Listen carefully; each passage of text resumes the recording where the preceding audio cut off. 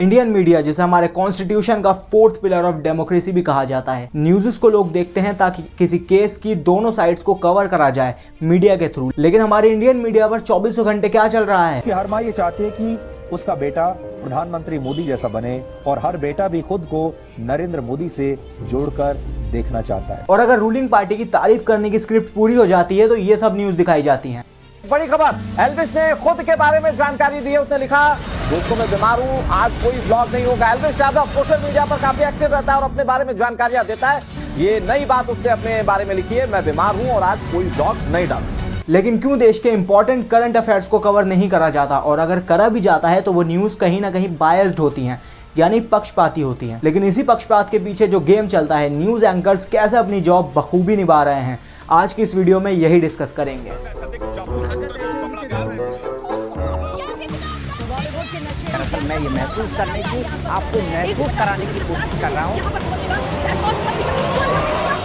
1903 गांधी जी ने Indian opinion के नाम से अखबार चलाया। वैसे ही 1938 में नेहरू जी ने भी नेशनल हेराल्ड के नाम से एक न्यूज़पेपर चलाया था, ताकि अखबार के माध्यम से लोगों को ये समझाया जा सके कि जो गुलामी और गरीबी की जिंदगी जी रहे हैं वो अंग्रेजों की देन है। और तभी लोगों में राष्ट्रवाद का इमोशन डेवलप हुआ और सभी लोग एकजुट हो पाए। वरना अगर जबकि मीडिया आज की तरह बिक जाती तो लोगों को बहुत आसानी से समझाया जा सकता था कि अंग्रेज और ईस्ट इंडिया कंपनी देश के लिए कितनी इंपॉर्टेंट है। और अगर हम थोड़ा लॉजिक से सोचें तो किसी भी तरीके की मीडिया लोगों को सरकार के अपोज या फिर सपोर्ट में रखने तक कदम रखती है, क्योंकि मीडिया और न्यूज़ जो भी इंफॉर्मेशन देती है हम उसको दोबारा रीचेक थोड़ी करते हैं, हम बस उनकी बात मान लेते हैं। फॉर एग्जांपल, न्यूज़ चैनल और न्यूज़ पेपर्स लगातार बैक टू बैक न्यूज़ चलाएं कि अमेरिका में इकोनॉमिक क्राइसिस आने वाले हैं, तो आप खुद अमेरिका में जाकर उनकी इकोनॉमी एनालाइज थोड़ी करोगे, आप बस मान लोगे। और इसीलिए किसी भी देश के लिए मीडिया बहुत इंपॉर्टेंट है, और शायद इसीलिए मीडिया को फोर्थ पिलर ऑफ डेमोक्रेसी भी कहा जाता है। और अगर कोई भी पॉलिटिकल पार्टी मीडिया पर अपना कंट्रोल कर लेती है तो वो जनता को इस हद तक मैनिपुलेट कर सकती है कि जनता उस पॉलिटिकल पार्टी के अलावा किसी और पार्टी को वोट देगी ही नहीं। फॉर एग्जाम्पल, आप किसी कैंडिडेट को वोट देते हो उसकी लीडरशिप स्किल देखकर और उसके बारे में इंफॉर्मेशन जानकर, लेकिन अगर उस कैंडिडेट की इंफॉर्मेशन ही गलत हो तो आपको तो लग रहा होता है कि आपने वोट अपना सही जगह दिया है, लेकिन आपसे आपका वोट दिलवाया जाता है आपके माइंड को मैनिपुलेट करके।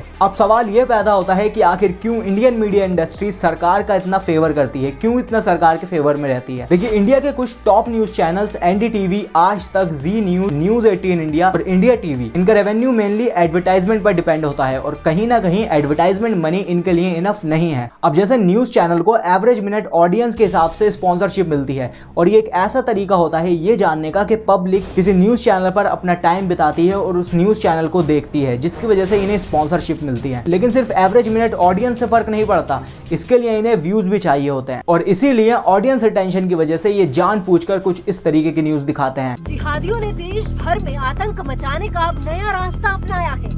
देश में मुस्लिम व्यापारी टमाटर के मुंह मांगे दाम लगा रहे हैं, और इसी वजह से इंडियन न्यूज चैनल्स पर जेन्युइन और क्वालिटी न्यूज के बजाय ऐसी क्रिंज और अननेसेसरी न्यूज दिखाई जाती हैं। एक बार इन दोनों क्लिप्स को देखिए। मगर बीजेपी के राज में अब ये नीति बदली है और टेंडर करके बाहर की कंपनियां बुलाई गई हैं।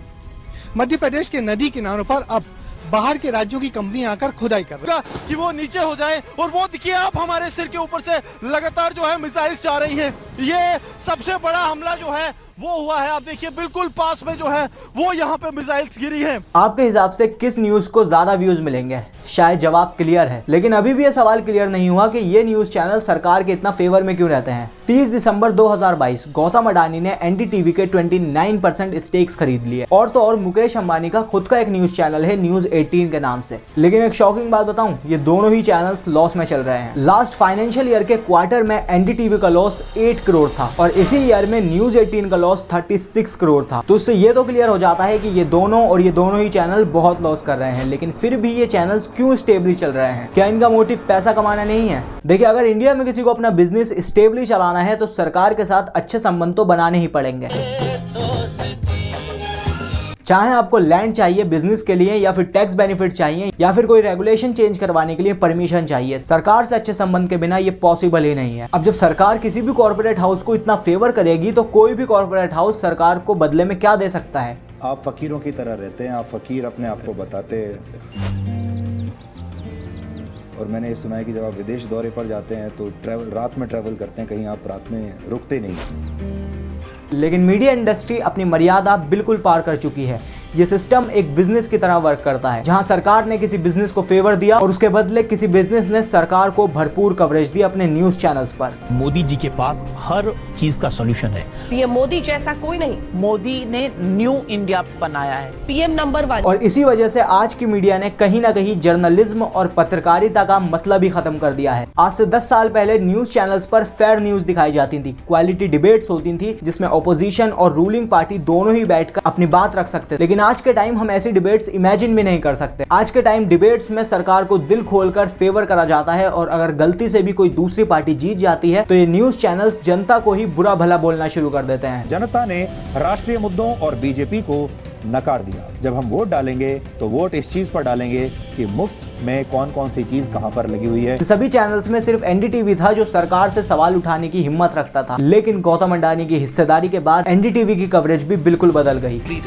Comfortable and confident in the presence of the most powerful leaders in the world. आज के टाइम न्यूज चैनल्स का फ्यूनरल निकल चुका है। बड़े बड़े बिजनेसमैन और सरकार इन चैनल्स को पैसा देती है और उसके बदले में ये जनता की आवाज को दबाते हैं और सरकार को डिफेंड करते हैं। इसी वजह से इन न्यूज चैनल्स का ध्यान अपने बिजनेस और पत्रकारिता पर नहीं बल्कि सरकार को कैसे फेवर करना है उन पर है और किसी छोटी खबर को बड़ा चढ़ाकर कैसे दिखाना है उस पर है। इसीलिए हमें ये सब न्यूज देखने को मिलती है। और जो पेड़ है वो उखड़ रहे हैं, यहाँ जो चीजें हैं वो अव्यवस्थित है, लेकिन इसके लिए तैयारियां कैसी? तो देखिए इस वक्त मैं आपको दिखा रही हूँ, ये जो नीचे आप देख रहे हैं समंदर है, समंदर की जो लहरें हैं वो तो अभी तेज उठ रही हैं। रिपोर्टिंग में भी आपको एक्टिंग मिलेगी और अगर कोई सीरियस इंसिडेंट भी होगा तो उसमें जनता पर क्या बीत रही है उसे दिखाने के बजाय रिपोर्टर खुद एक कैरेक्टर बनकर कूद जाता है। एक्सपीरियंस्ड जर्नलिस्ट नहीं हायर करे जाते बल्कि ऐसे जर्नलिस्ट हायर करे जाते हैं जो लोगों का इंटरटेनमेंट कर सके, जैसे कोई सर्कस चल रहा हो। और ऐसी ही नॉनसेंस खबरों की वजह से देश के इंपॉर्टेंट टॉपिक्स मणिपुर और उड़ीसा ट्रेन एक्सीडेंट पर बात ही नहीं करी गई। मणिपुर में 2 महिलाओं से हैवानियत का एक वीडियो वायरल हो रहा है। ये जो वीडियो 2 महीने पुराना था, पीड़ित महिला के घर वालों ने हफ्तों पहले एफआईआर दर्ज कर दी थी, लेकिन मीडिया ने सरकार पर कोई दबाव ही नहीं बनाया क्योंकि ये तो सीमा और सचिन में व्यस्त थे।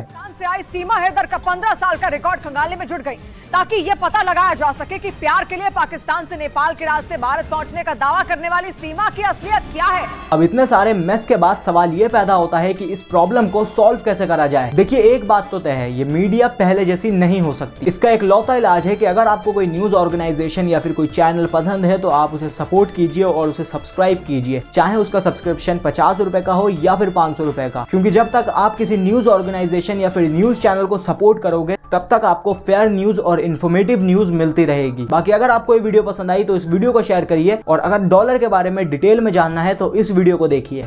Thank you.